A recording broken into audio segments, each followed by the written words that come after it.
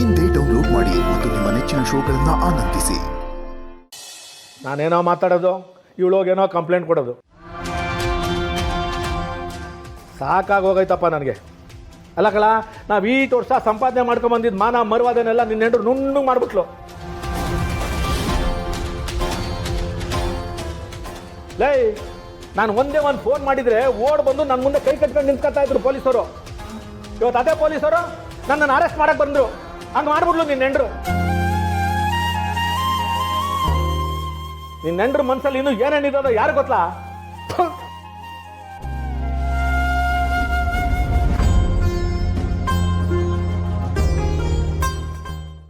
ನನಗೆ ಗೊತ್ತಿತ್ತು ಕಣೋ, ಒಂದಲ್ಲ ಒಂದಿನ ಹೀಗಾಗತ್ತೆ ಅಂತ. ಇದೆಲ್ಲ ನಮ್ಗೆ ಯಾಕೋ ಬೇಕಿತ್ತು? ನಿನಗೆ ಯಾಕೋ ಇಂಥ ಬುದ್ಧಿ ಬಂತು? ಇವಳನ್ನ ಕರ್ಕೊಂಡು ಬಂದು ಹೇಗಿದ್ದ ಮನೆ ಹೇಗ್ ಮಾಡ್ಬಿಟ್ಯೋ? ಅವ್ವ, ಅವರೇ ಕಂಪ್ಲೇಂಟ್ ಕೊಡ್ಲಿಲ್ಲ ಅಂತ ಹೇಳ್ತವ್ರಲ್ವಾ, ಇನ್ಯಾಕೆ ಬಿಡವ? ಮಾಡಿದ್ದೆಲ್ಲ ಮಾಡಿ ಬಾಯಲ್ಲಿ ಹೇಳ್ತಿದ್ದಾಳೆ ಅಷ್ಟೇ. ಅದನ್ನ ನೀನೊಬ್ಬನೇ ನಂಬೇಕಣೋ, ನಾವ್ಯಾರು ನಂಬೋದಿಲ್ಲ.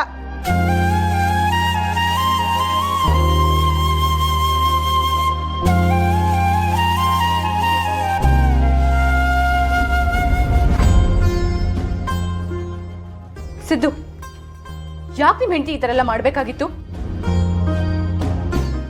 ಮನೆಯಲ್ಲಿ ಯಾರ್ದು ಏನು ತಪ್ಪಿಲ್ಲ ಅಂತ ಅಂದಾಗ ಹೋಗಿ ಈ ಥರ ಕಂಪ್ಲೇಂಟ್ ಕೊಡೋ ಅವಶ್ಯಕತೆ ಆದರೂ ಏನಿತ್ತು? ಈ ಮನೆಯಲ್ಲಿ ಇರೋದಕ್ಕೆ ಒಂಥರ ಭಯ ಆಗ್ತಿದೆ. ಒಂದು ಚೂರು ನೆಮ್ಮದಿ ಇಲ್ಲ.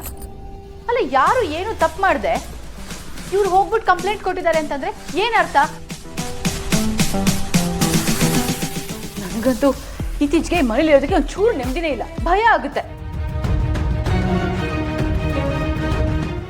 ಛೇ, ಇವ್ರ ಮನ್ಸಲ್ಲಿ ಇನ್ನೂ ಅದು ಏನೇನಿದೆಯೋ ಏನೇನೋ. ಅವ್ರು ಬೇಕು ಅಂತ ಕೊಟ್ಟಿಲ್ಲ ಅದಕ್ಕೆ.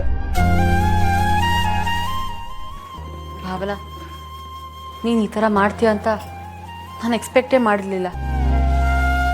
ನಾನೇನು ತಪ್ಪು ಮಾಡಿದ್ದೆ? ಚೆನ್ನಾಗೇ ಮಾತಾಡ್ತಿದ್ದೆ ಅಲ್ವಾ, ಚೆನ್ನಾಗೇ ಇದ್ದೆ.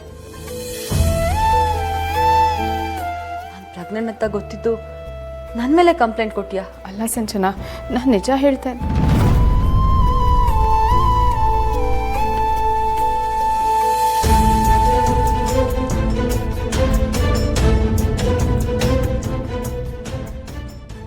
ಸಿದ್ದು, ಇವರೆಲ್ಲ ಹಿಂಗೆಲ್ಲ ಮಾತಾಡಿದ್ರು ಅಂತ ಏನು ಬೇಜಾರು ಮಾಡ್ಕೊಬಿಡಕ್ಕಲ್ಲ. ಭಾವನವರು ಇದನ್ನೆಲ್ಲ ಬೇಕು ಅಂತ ಮಾಡಿರಕ್ಕಿಲ್ಲ. ಏನೋ ಅವ್ರಿಗೆ ಸಹಾಯ ಮಾಡೋಕ್ಕೆ ಹೋಗಿ ಹಿಂಗೆ ಎಡವಟ್ಟಾಗ್ಬಿಡೋದು ಅಷ್ಟೇ. ಅವ್ರ ಪರಿಸ್ಥಿತಿ ಹೆಂಗಾಗ್ಬಿಟ್ಟದೆ ಅಂತಂದರೆ ಆದಿಲೋಗ ದೇವನ ಮನೆಗೆ ಬಂದಂಗೆ ಆಗ್ಬಿಟ್ಟದೆ. ಇವ್ರು ಯಾರು ನಂಬದೇ ಇದ್ರು ನಾನು ನಿಮ್ಮಿಬ್ರು ನಂಬ್ತೀನಿಕಲ್ಲ, ನಾನು ನಿಮ್ಮ ಜೊತೆಗಿರ್ತೀನಿ. ಯಾವ್ದು ಬೇಜಾರು ಮಾಡ್ಕೋಬೇಡ, ನೀನು ಅಷ್ಟೇ ಕಣವ.